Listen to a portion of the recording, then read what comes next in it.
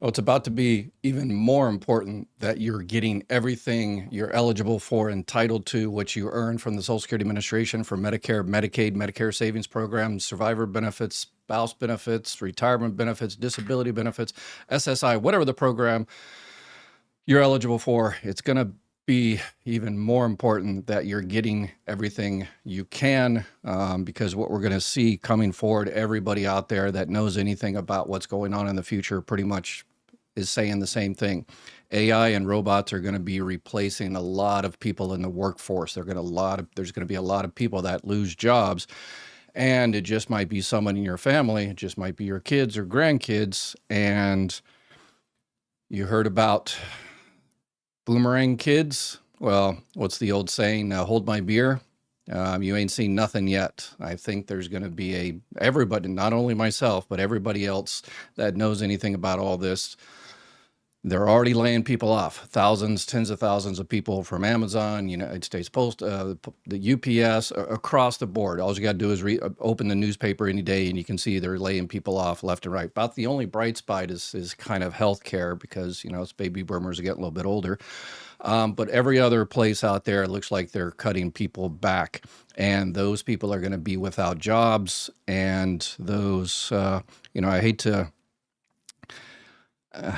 hate to be kind of, we told you to all this type stuff, but the famous thing, the okay boomers, and the kids used to harass us be not very technically savvy on this, and why is that 12 o'clock been flashing on your VCR since the 1980s? Okay, there's a solution for that. It's called electrical duct tape. You just put it over there. Anyway, so that was our solution in our generation. But okay, boomers, can I move back home? Yeah. So the technology they loved and adored and were obsessed with 24 hours a day is, guess what? That same technology that's putting them out of a job. And now a lot of them are coming back home. Let us know if you had that type of situation where you had a child, a grandchild, and now they've lost their position, and now it looks like they just might be coming home. And one of the things that's interesting is, Social Security. I'm going to get into the live Q&A here pretty soon. I already got a bunch of questions. We had a question that someone sent in yesterday, emailed me and said they're receiving Medicaid, and Medicaid is starting to kick people off. And how they kick people off is they send out all these very, very difficult forms to try to trip you up, to kick you off. So we know their game, and we're going to address one of those today. But the Social Security Administration was started in 1935 as a response to kind of what was going on right now, but only reverse. So when everybody lost their jobs, pretty much everybody lost their jobs, and young people still, they had to take care of their own kids. And, in the old days when people, weren't farmers, it's like, okay, hey kid, I, changed your diapers for a few decades, and now it's time for you to perhaps do the same when I get older. So young kids used to take care of their parents. And then everything changed once we got off the farm, and the young kids couldn't take care of their parents anymore. And the parents, as you saw in the Great Depression, they were in dire need. And so the Social Security Administration was started. That way, young kids that have their own kids can take care of their families and their kids, so they don't have to worry about their parents. That's Social Security. Now, we've got a kind of a reverse situation going on where the young kids now need help, and now they are going to be depending on our Social Security benefits. So you thought you might have been okay. And there's a lot of grandparents out there that have been dealing with this for a long time. Is, for some reason their child becomes disabled, deceased, or disappears, or whatever the case may be, and they're adopting grandchildren, starting to take care of their grandchildren. They've been dealing with this for quite a while, but I think it's going to go even further. So it's important that you make sure you're getting all the benefits you're eligible for. And that's what this channel is all about, is making sure you're getting all your benefits on how to deal with this. So there's, the politicians and the pundits out there, and the people running all this Chat GPT and Gemini and all these other AI and robots, Grok and the whole bit.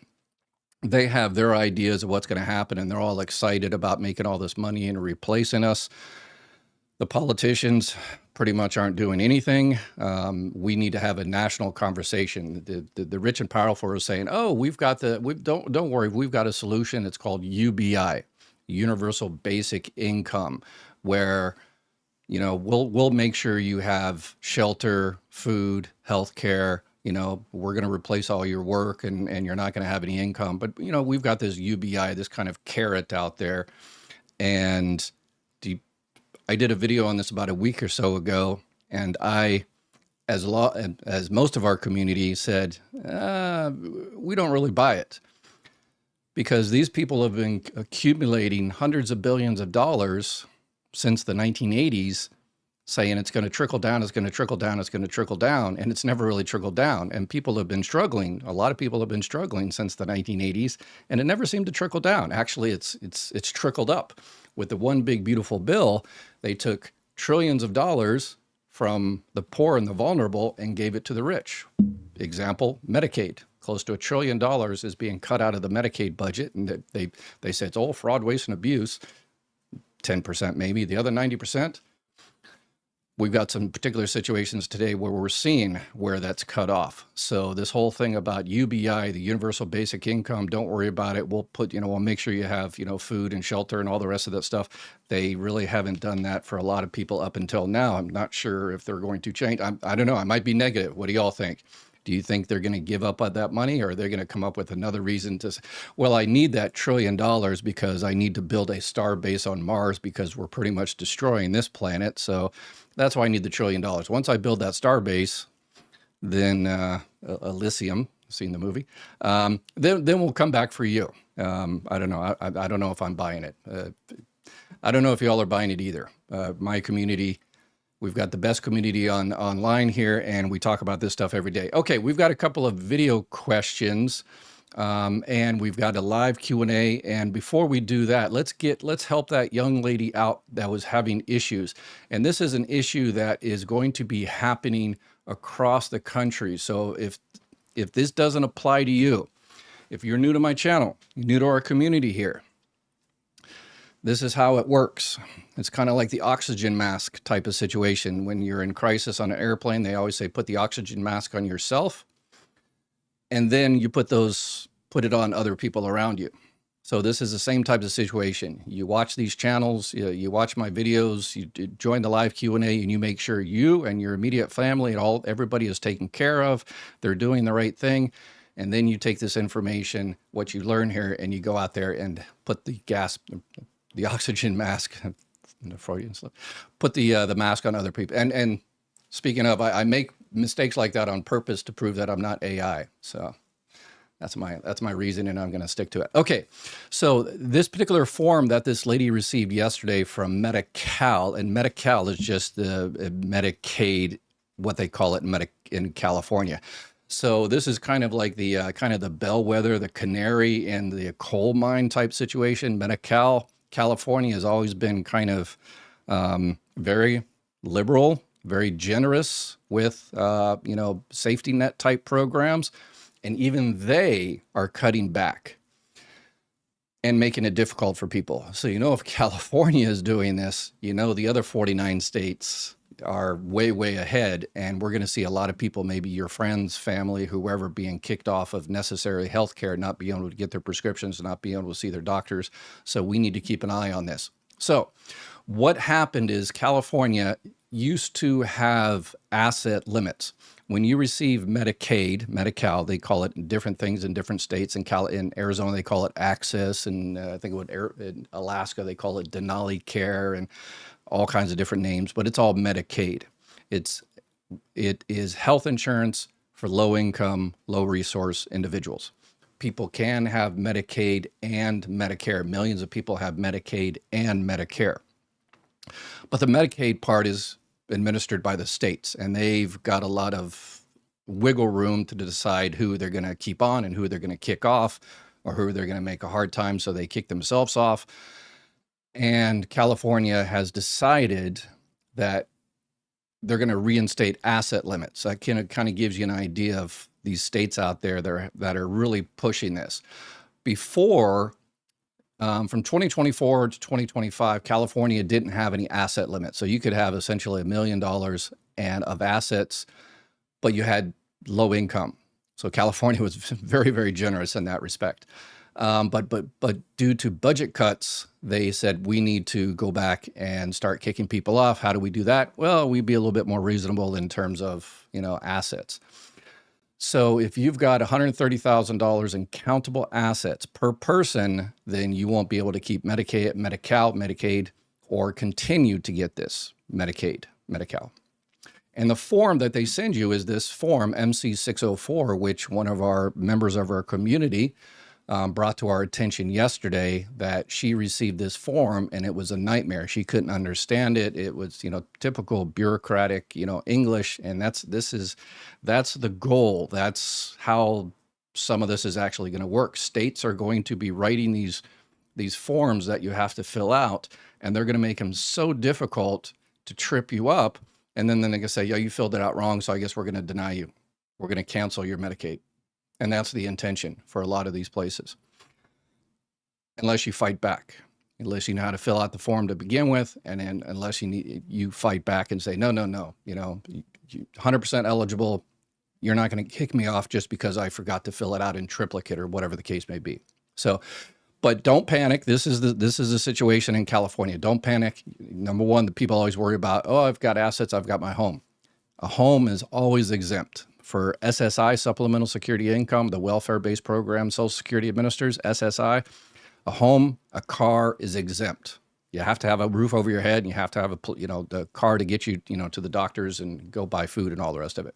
So in Medi-Cal, Medicaid, it's exempt as well. Some states, from what I understand, I'm not sure if they're going to continue this year, but some states, they say, okay, you can have one car, but it has to be a relatively cheap car. But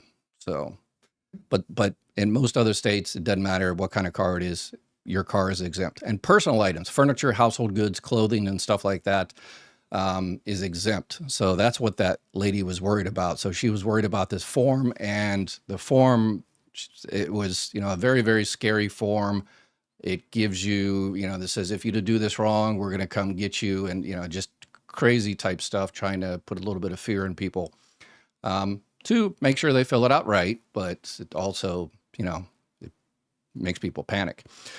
And in terms of retirement accounts, those are exempt if you're receiving regular payments like Social Security benefits and stuff like that. So household info, you just need to fill out your name, the case number. You should have a case number in your particular state. What the worker info from the top of the form. So if it says what your worker is, fill that out. If you don't have it, say, I just don't know it. And one of the most important things is don't leave anything blank. If something doesn't apply, write NA, not applicable, or check no. Blanks can delay your case, or some states might get even more sticky out there and says, well, they didn't fill out every single thing. They didn't check every single box. So we're just going to deny this person until they decide to fight back. So let's not give them an opportunity to do that. So the income section on this form, check yes or no for each income. If you get Social Security benefits, check yes. If you get a pension, check yes. Anything else that you don't get, just check no, no, no, no. And then is going to ask you for your proof. So, your bank statement or your benefit verification letter from the Social Security Administration, which you can get on ssa.gov, My Social Security, and you can print that off to show how much you're getting from Social Security. All right, so the property section, that's the big one. That's essentially what this form is doing. It's looking at assets. Again, California in particular didn't look at assets, but now they're looking at assets.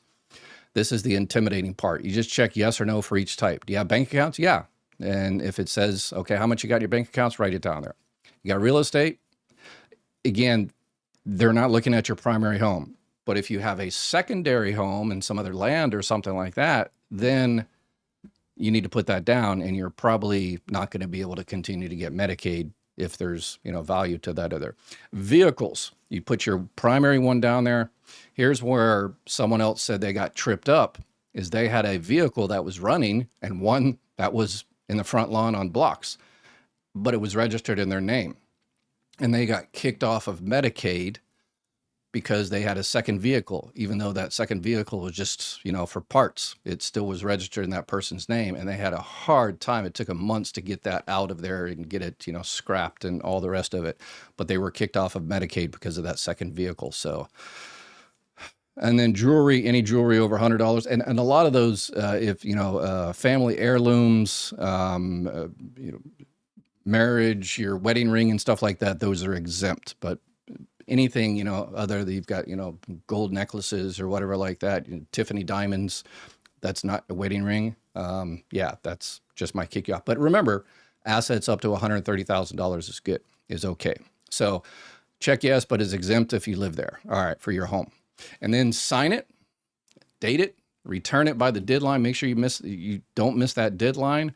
And always, always, always, always with everything, anything government, keep copies of it, because they just might lose it. That might be another tactic that they use, is to, oops, we accidentally on purpose lost your form, so we're going to kick you off for a few months until you fight back, and that'll save us a few $1,000s. So again, remember this: your home is safe, your vehicle is exempt, $130,000 asset limit. This is for California. Other states, not so much. Transferred made. So if you transferred money or anything like that, it'll have that detail in it. But don't ignore this form, and don't freak out about it. If you've got any other questions about it, you can call the Medi-Cal office, that 800 number there, or you can make another video or ask another question during the live Q&A. So hopefully that helps you out as much as possible. Let's see what else we got here for questions. Let's see, we got Diane. Thank you for answering my question about DAC the other day. I did make a phone appointment to have my own son, who was 18 when he applied, and they only approved him for SSI. Now he will go on DAC. Okay, DAC, SSI. DAC is Disabled Adult Child Benefits. So if a parent, so this is what we're talking about with these boomerang kids. If a parent is receiving benefits, we're talking retirement benefits, disability benefits, or if a parent is deceased, a child can receive benefits on that person's record. If the child is 18 or under, or if they're still in high school, goes up till they graduate high school, or until 19 and 2 months, or that child is disabled, became disabled before the age of 22. It's called DAC, Disabled Adult Child Benefits. So if you have a child that was disabled before the age of 22, and you can prove that to the Social Security Administration, then that child can get benefits on a parent's record. Again, the parent has to be receiving benefits or deceased. And that child can receive benefits until they're no longer a child. Well, they're always a child, but until they're no longer kids, they're adults. We've got people out there that are 30, 40, 50, 60 years old receiving disabled adult child benefits. You can continue to receive that on your parent's record as long as you're disabled, or if you remarry. But there's an exception there. That's one of the things. There's an exception, the exception, and that one is if you marry another DAC, another disabled adult child, then you can continue your benefits. You can both continue your benefits. And here's one that people have been asking me about, is parents' benefits. Can parents get benefits? Yes.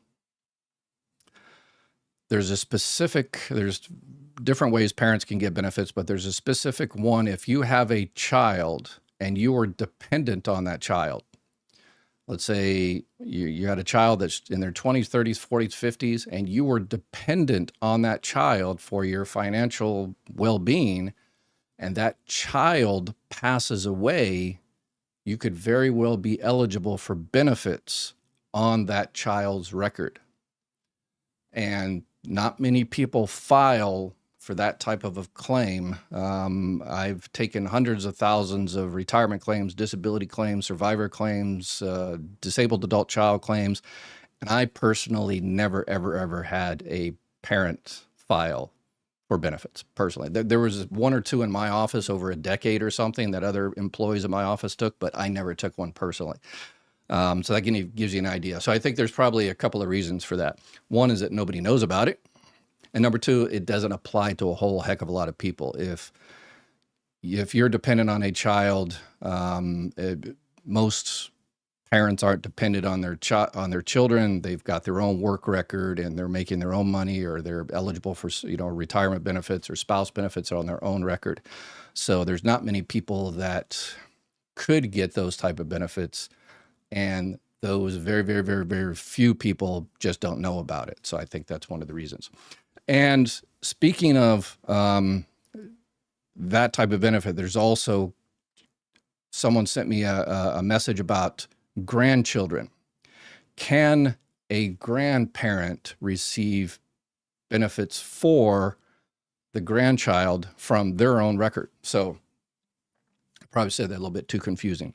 You're taking care of a grandchild and you are receiving retirement benefits or disability benefits. And with your own child, if you're receiving retirement benefits and you have a child under the age of 18, if you have like a 16-year-old child, then that child can get benefits off your record as a parent. But what is a grandparent? What about a grandparent? No, unless, so you're 70 years old, you have a 15-year-old grandchild you're taking care of. If you adopt that child, then that child can receive benefits on your record because they're under 18, or disabled adult child as well. The only other way you can get benefits for a grandchild on your record is if the parents, both parents, are deceased or disabled. They both have to be deceased or disabled, one of those two. So they're basically not around. And so that's the only way a grandparent can receive benefits. So people say, well, I'm the custodian. I've got a court order to take care of this child, whatever the case may be. And Social Security unfortunately doesn't work. Deceased, disabled, or you have adopted that child. That's the only way you can get benefits on that person's record. So, we got a lot of people that became members today. You guys are too awesome. I appreciate it. So definitely helps out, all the new calculators that we've built and everything. Let's go ahead and we've got one or two questions. Let's see what we got here. Made with full retirement from Social Security, and I have a disabled child. Can he receive 50% of my retirement? And he's currently getting SSI. Will he lose Medicaid with this, or can apply for Medicare? What would be more advantageous, to keep him on SSI and Medicaid, or switch to my retirement benefit? Okay. And so if you want to make a video and you don't want to show your face, no problem. So some people are shy, whatever the case may be. If the child is receiving SSI, you pretty much have no option. SSI, Supplemental Security Income, welfare-based program that Social Security administers. People think SSI means Social Security income. It doesn't. It means Supplemental Security Income. It's a welfare-based program Social Security took over in the 1970s. Low income, low resources. And because SSI comes out of general taxation, it does not come out of Social Security Trust Fund, FICA taxes and all that. SSI comes out of general taxation because it's a welfare-based program. And because of that, if that child or anybody receiving SSI is eligible for benefits anywhere else, they are mandated to get those benefits. So if your child is eligible for what's called AUX child benefits, auxiliary child benefits, because the child is under the age of 18 or still in high school, under 19 and 2 months, or disabled, it sounds like in your particular case, disabled before the age of 22, then yes, the child has to, you have to file on behalf of the child for benefits on your record when you start benefits. So once your check starts, their check has to start, and they will get up to 50% of your full benefit amount. So if you would have waited till your full retirement age, it's called your PIA, primary insurance amount, they would get up to 50% of that amount, and they have to file for it. If they don't file for it, then they're going to lose SSI. Might not be immediately, but once Social Security finds out that you didn't file, then there'll be issues. In terms of Medicaid, it really depends on your state. Here is one thing that I think our community out there needs to watch out for. In some states, if you get kicked off of SSI, and you get kicked off as a SSI, they still might keep you on Medicaid, even though you're no longer receiving SSI. When you receive SSI, you're what's called categorically eligible for Medicaid. In some states, it's easier to sign up. Other states, you have to go through the whole process. But if you lose Medicaid, you don't necessarily lose, if you lose SSI, you don't necessarily lose Medicaid. Okay. It depends on your particular state. If it turns out that, you know, the child is now going to get $2,000 a month from your retirement benefits, then that might be a whole different situation, particularly if, you know, depends what state you're living in.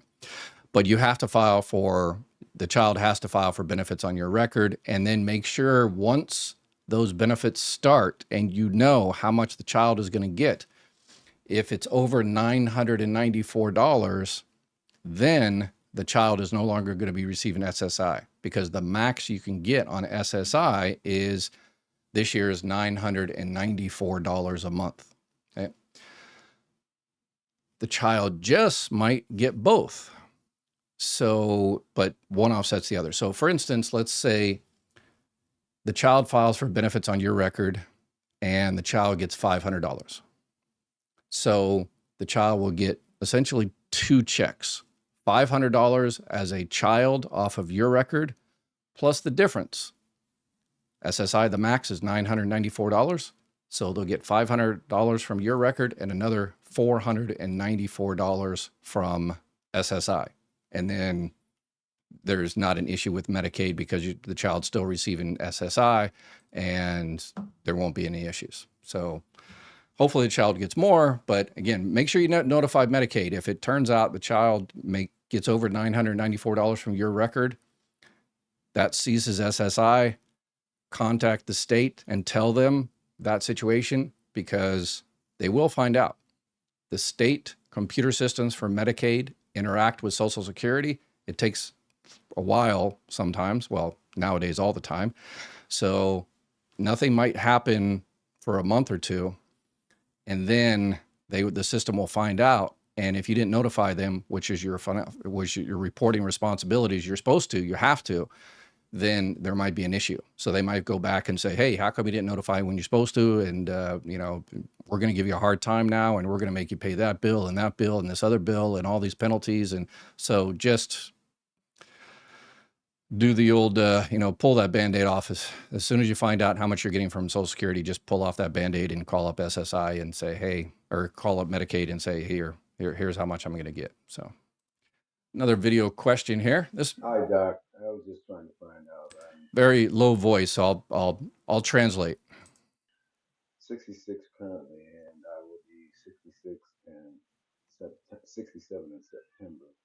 And I was wondering, at 66, they showed me on July of this year. So when do Okay, yeah, he's asking about, he's going to be 67 in September. When does he get his check? It really depends when you filed, when you want your check to start. When you file for benefits, you pick your MOE. It's called month of entitlement, when you want to start your benefits. So if you say, I want to start my benefits the month I turn 66, then you will receive your check, not the month you turn 66. Social Security always pays 1 month in arrears, so you'll get your check the month after. So if let's say you start your benefits in September, you will get your September check in October. You start in October, you get your October check in November. And it depends on your day of birth. If you were born the first 10 days, you'll get your check on the second Wednesday of the month. You're born in the second 10 days, you get it on the third Wednesday of the month. The last 10 days, last 11 days, you get it on the fourth Wednesday of the month. That's how the new system works since, 1997. Before that, a lot of people got it on the first, and if you're on SSI, you get it on, so it depends on what type of benefits you're getting. So, all right, let's see here. Evening weirdos. Yes, we are a bunch of weirdos. We expect government to be of the people, by the people, and for the people. So some people are calling us weirdos. So I've got no problem with that. Called that in my entire childhood from everybody. Anyway, all right, let's see. We've got another video question that's kind of Very detailed. First time we've had a question like this. Let's see. My name is Kenneth.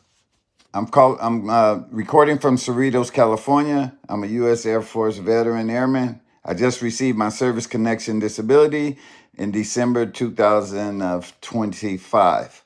In 1993, I had a work comp injury. It resulted in 5 hours of surgery, a laminectomy on my L5S1. I have atrophy in my entire left leg. I do not have an Achilles tendon in the left leg, and I suffer from continuous sciatic nerve pain and cramps in my left leg, disabling, and stiffness in my back. In 2023, after serving 27 years in prison, since 1995, I went to prison. I paroled in 2020 and 2023. I filed for SSDI. I was denied. I appealed. I was denied. And now I have a hearing with Social Security with the SSA judge for the appeal on April 6, 2026. During the work comp, I got a 25% perm disability rating from the state industrial relations. And my question is there anything particular that's keeping me from being eligible for disability payments since I haven't worked since 19? Okay, so yeah, this is a complicated one. So the issue, it sounds like he's disabled, but the issue is the DLI. It's called date last insured. So to qualify for disability benefits, there's two insured statuses that are required, that you have to be insured. Just like for retirement benefits, you had to pay in 40 quarters, 10 years, 10 years paying into FICA taxes. If you're younger, if someone, passes away, we had this happen, unfortunately, quite often, too much. A young person, 25, 26, dies in a car accident or something, and you're like, well, they're not insured, and so their children won't be able to receive benefits. No, that's for young people like that. The insurance status, the minimum you need is like 6 quarters of coverage. So there are exceptions there. But to go back to this gentleman's story, for disability, in your particular case, 10 years, 40 quarters. Okay, you're good. You're insured, and that's that part of it. But there's another insurance status that you have to meet. It's called date last insured. So you had to work 20 out of the last 40 quarters, so 5 out of the last 10 years before you became disabled. And that's the one that it sounds like you're just not insured for Social Security disability benefits. Once you turn 62 or something, then you can go ahead and file for regular retirement benefits. You're insured there. But for disability, you had to work 5 out of the last 10 years. And the idea is that the Congress writes up all these laws. Social Security just has to, apply them. So it's all Congress's fault.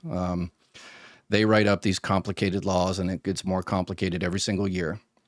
And they said that this one makes sense. They say, okay, if let's say you're 20, 30 years old and you work and you make, you work 10 years and now you're insured. Perfect. Once you hit 62, you got benefits coming. But let's say you take off and travel the world for the next 20 years and don't work.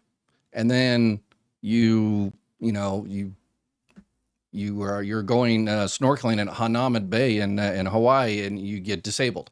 And then you walk into the Honolulu Social Security office and say, hey, I'm no longer able to work. I'm disabled. And Social Security, well, you haven't worked the last 20 years. So yeah, sorry. It's kind of like car insurance. You haven't paid your premium for 20 years. So that's the idea between date last insured.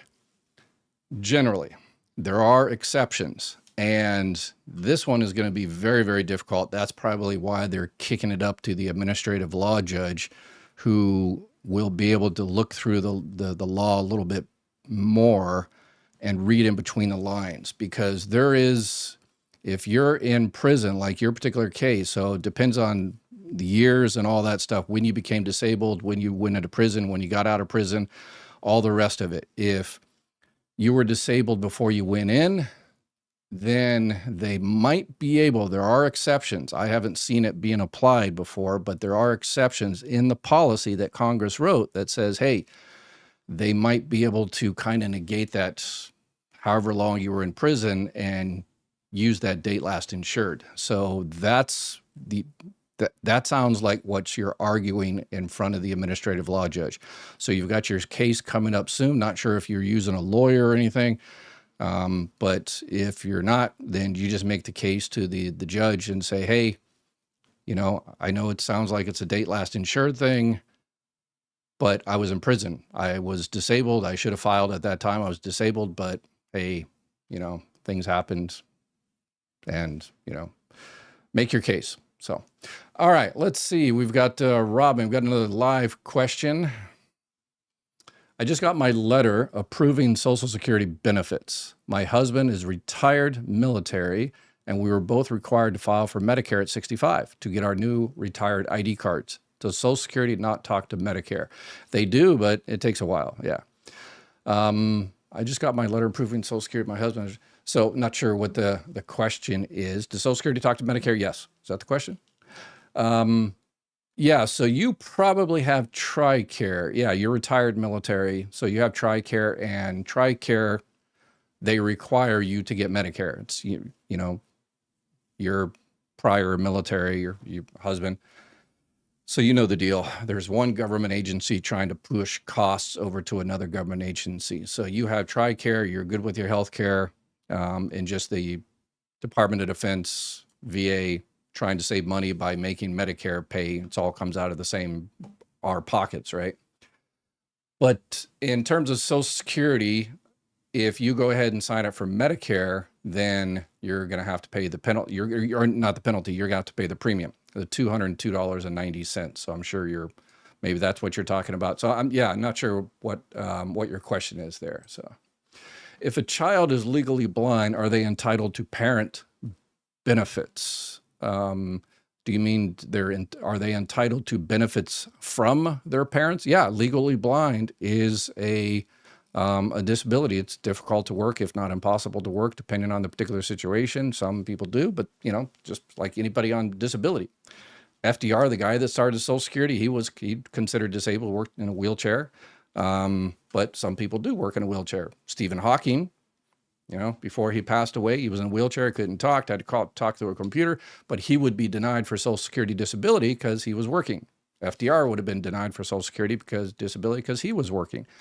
But so it looks like each particular situation. So if you have a child that is under the age of 18, you can file for child disability benefits, SSI, child disability benefits. And if a parent is receiving benefits, retirement benefits, disability benefits, or one of the parents has passed away, I would definitely file for child benefits.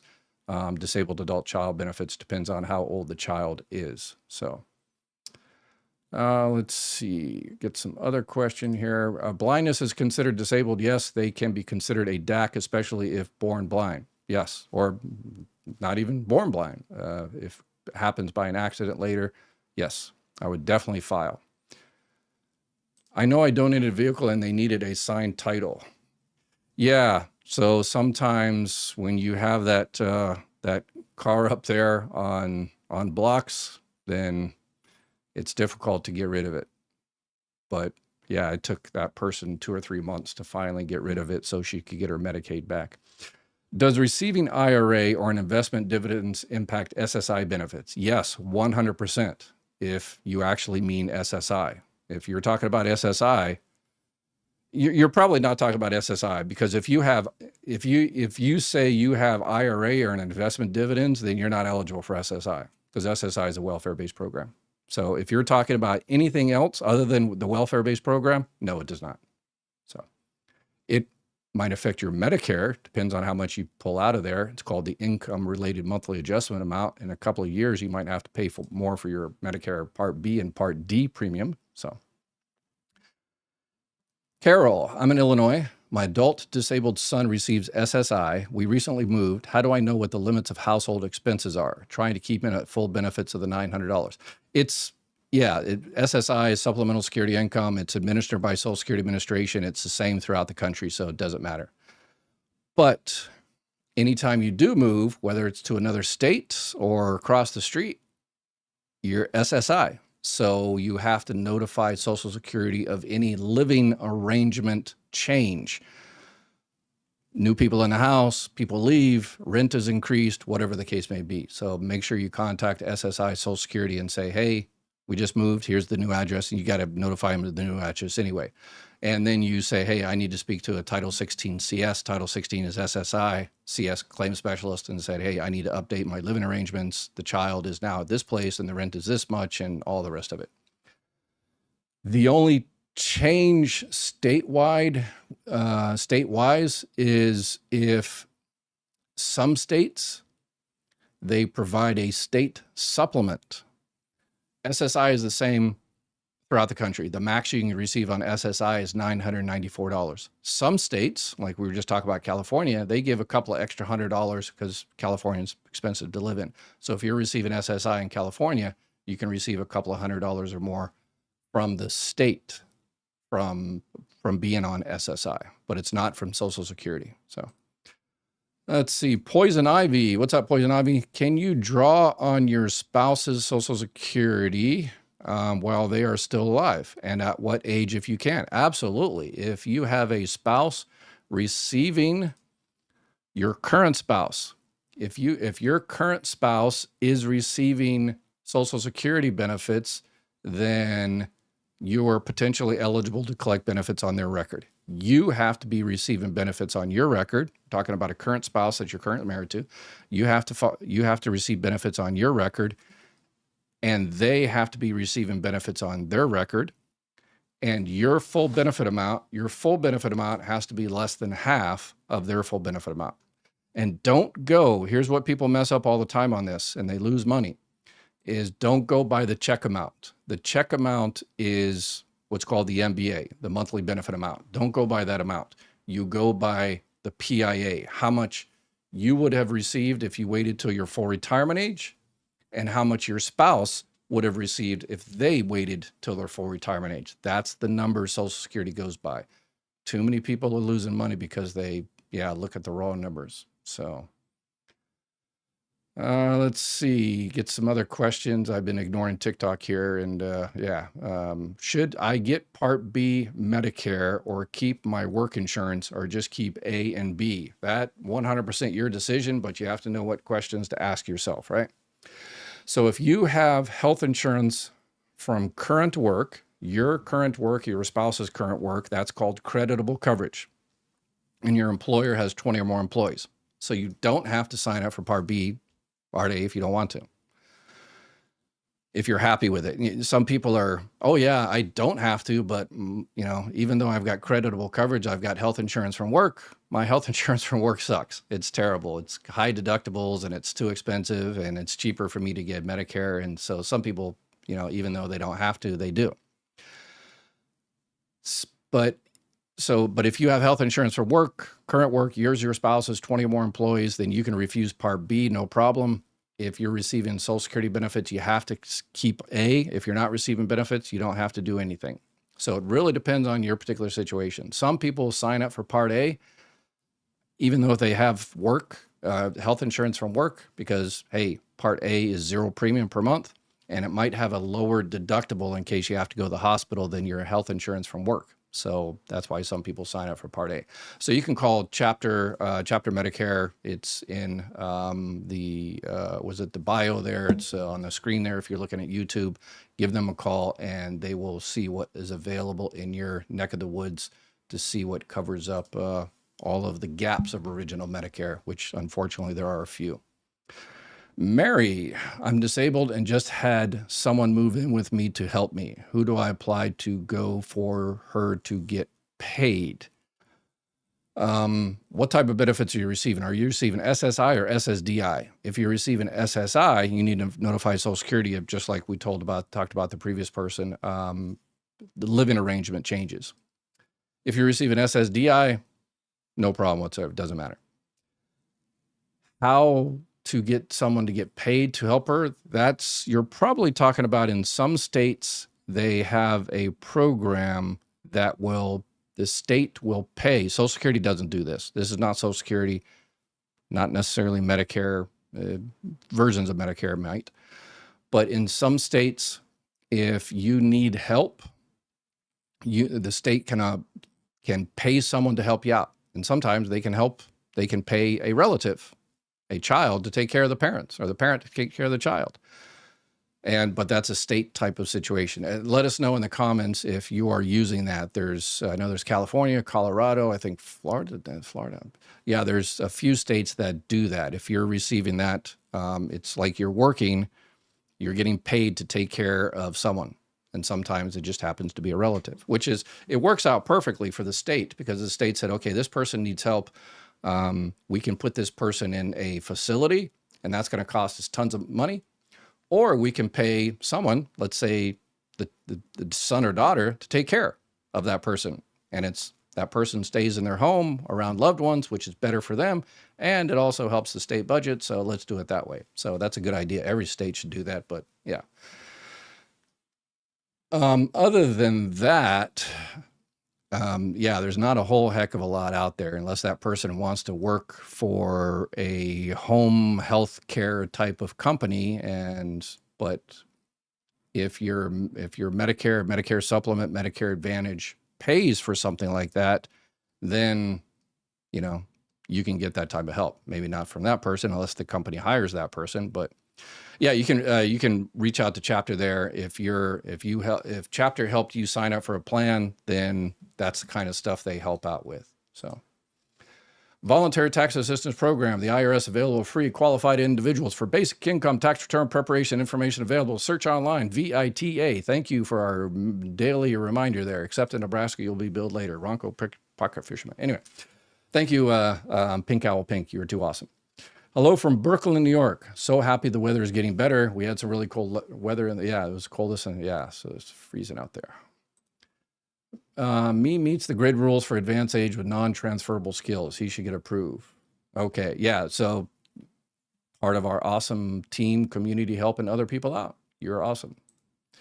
If my son does indeed get approved for DAC, Disabled Adult Child Benefits, which they say he will, good, and I am his mother, I am on SSDI on my own record, would I be able to file for child and care under my son to be X's record? You could very well, yes. If the child is, it gets approved for Disabled Adult Child Benefits, you can apply for child and care benefits. So it's basically the child is receiving benefits off of the other parent, and you as the spouse are limited income, not working, obviously, because you're on SSDI. You can work, but limited. So if it depends on how much your benefit amount is. So you could very well. So what happens? So if they've already, your child is already filed for that, or about to, that nowadays takes 3 to 6 months if you're lucky to get an approval. But if it looks like it's coming back as an approval, then what will happen is once it comes back from DDS, the Disability Determination Service that's making the medical determination, they will send it back to the local Social Security office, and the Social Security office will adjudicate, process the claim, and start paying the money. And then you reach out to them and say, okay, let's evaluate child and care benefits and see if I'm eligible for child and care benefits. There's some qualifications there. How much your benefit amount is, the family max, all the rest of it, whether the other parent is living there. So, sorry, doctor, they're telling me they're sending me a new card, and I received a bill from Medicare, and it is being taken out of my Social Security benefits. Yeah, that sounds all correct. Okay, this is the question about TRICARE, right? They're telling me they're sending me a new card, so Medicare is sending you a card, and I receive a bill from Medicare, and it's being taken. Oh, okay, so I see what you mean. Yeah, if you signed up for one of the, then they talk to each other, but sometimes one sends out a letter. Those letters are automatically generated. So if one particular agency, Medicare, Social Security, makes a decision first and they don't see it on the record of the other, then they just pump out the letter. But yeah, so I would make sure it gets paid. Here's what happens sometimes. If you weren't receiving benefits at that particular time, then Medicare will just assume that you want to pay it yourself every 3 months. So they will send you the bill. And then Social Security adjudicates your claim and said, okay, we're going to go ahead and take Medicare out of your Social Security check, which is the preferable, that's the method they want. So those two ships passed left dock at the same time and are going in different directions. So just make sure 100% for sure that every month is paid for. And if it is, if you've already sent in the check for the 3 months, unfortunately, you just have to wait. Once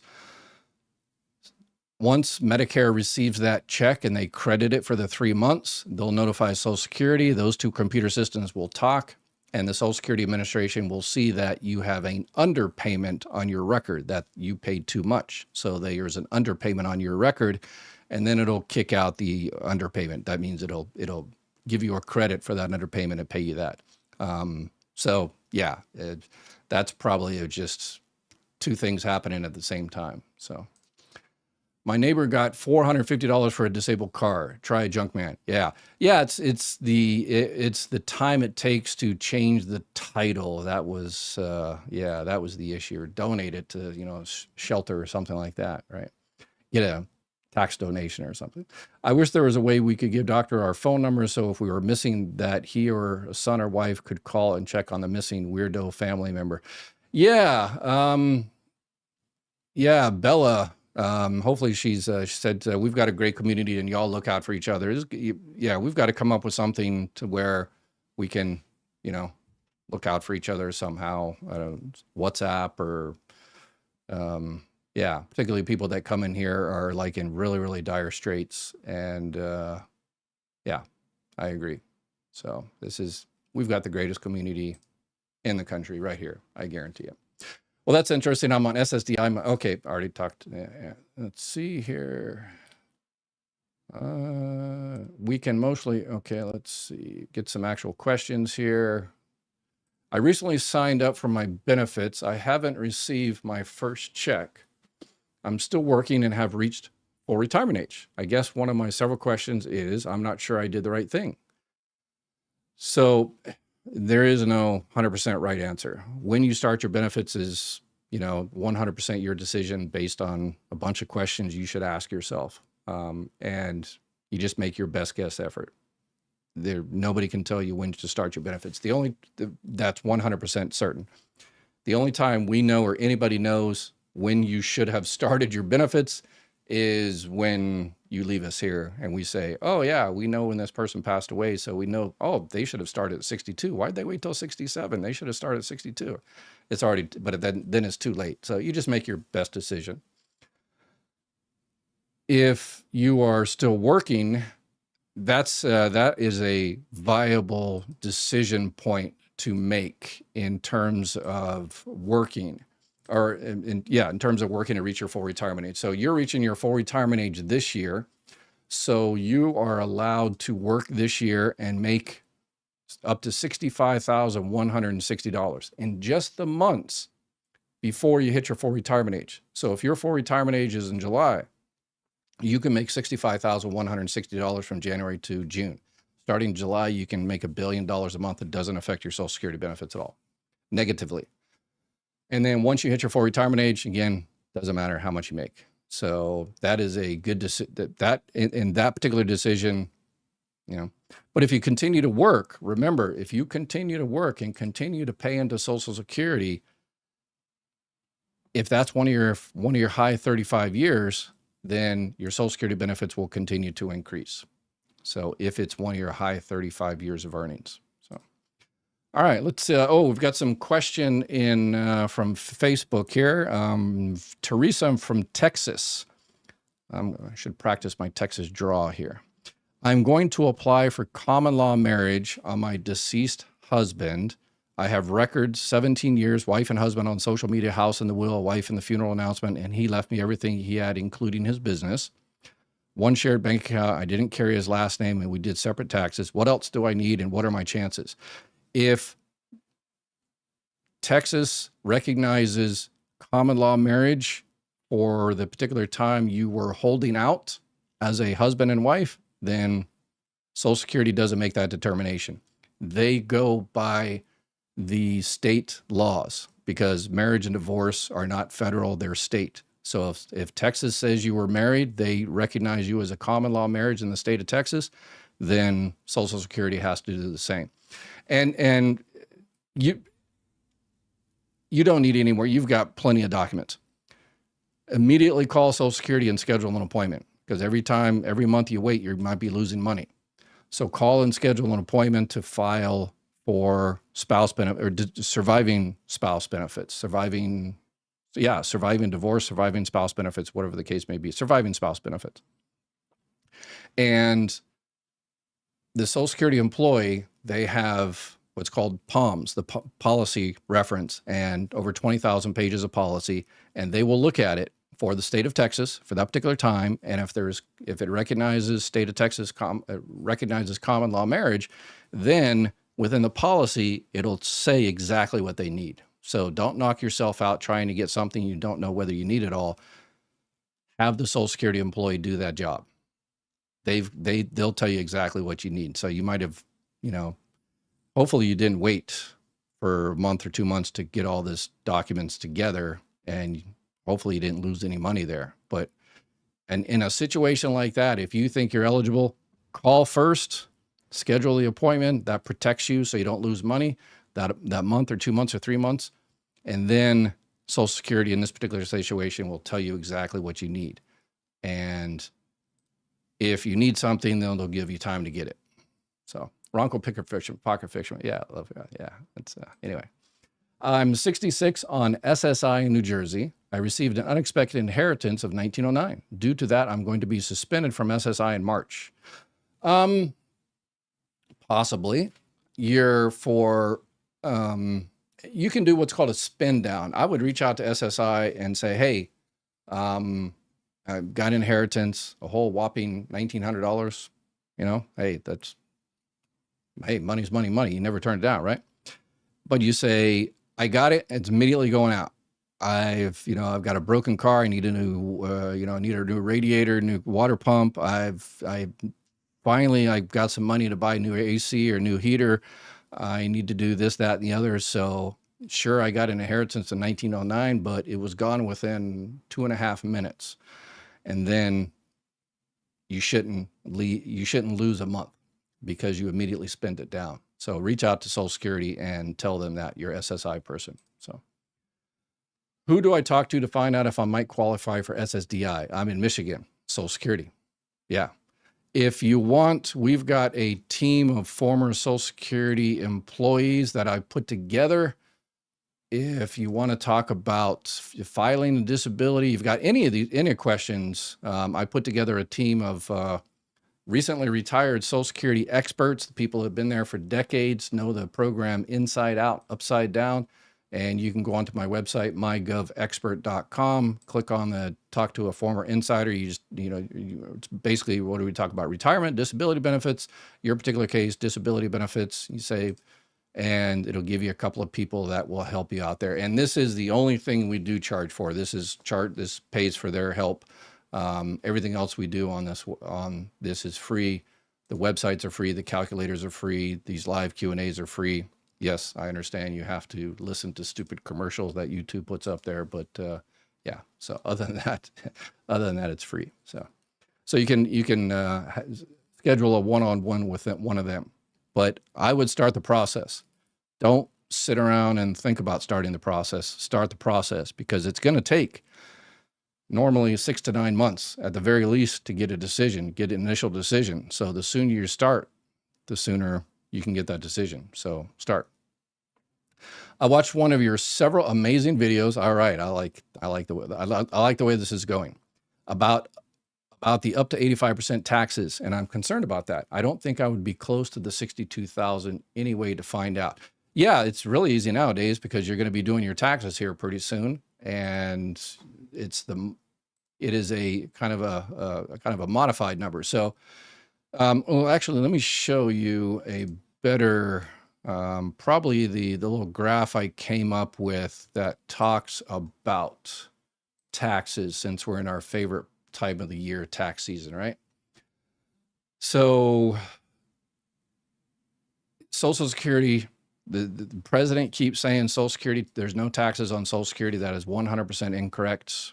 The one big beautiful bill gave a couple of deductions, but if you have to pay taxes on your Social Security benefits, you have to pay taxes on your Social Security benefit. That hasn't changed. A lot of people don't, about 40, 50%, because their income is so low.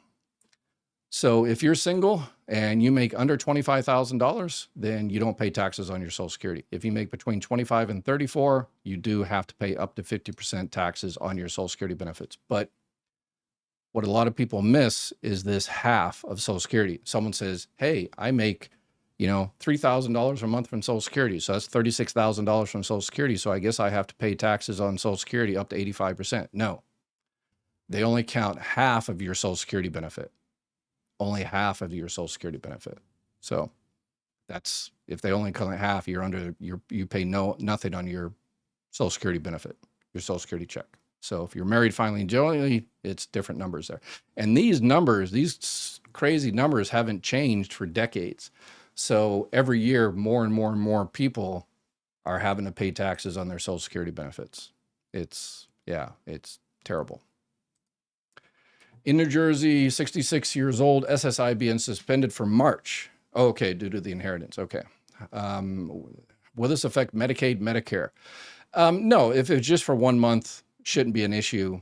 Make sure you notify Medicaid. It definitely won't affect Medicaid. Well, again, this depends whether New Jersey starts playing games with people and saying, okay, you lost SSI, so we're going to kick you off SSI for a month. And because we are also paying for your Medicare, the Medicare Part B premium, the $202.90, we're not going to pay that. And then Medicare might kick you off because you didn't pay your Medicare Part B premium.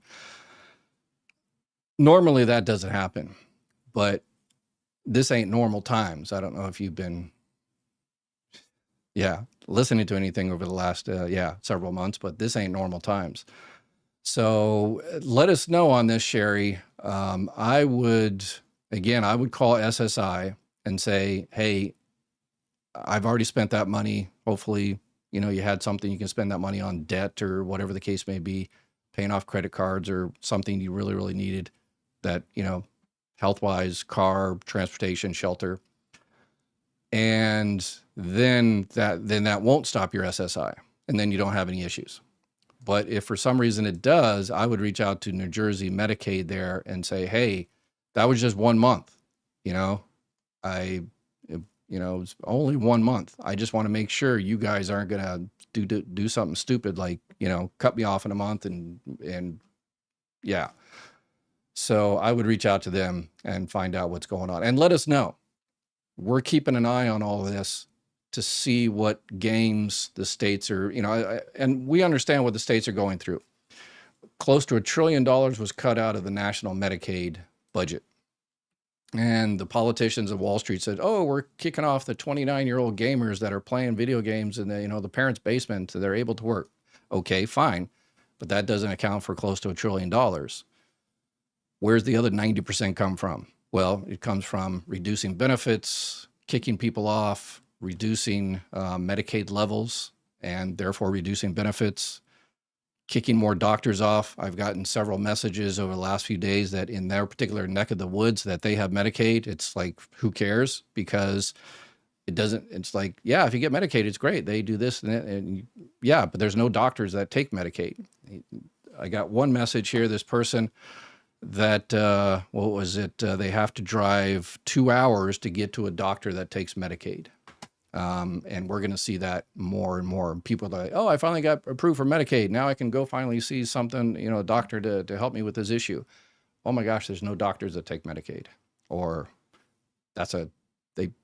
Medicaid, gets the worst doctors because they're the cheapest doctors. And so that's what we're going to see going forward. So let's keep an eye on that. And so we can do something about it as a community. All right. We're over an hour. If I didn't get to your question, I sincerely apologize. Make sure that I love doing the video questions. So if you've got a more detailed question or you want to make 100% for sure that I answer your question, then go onto my website, mygovexpert.com, click on the little question or comment there and record up to a 2-minute video. And if you have a child, adult child or whatever is losing their job because of AI and all, let us know these type of situations. What's going on out there? Are they returning home, the boomerang children?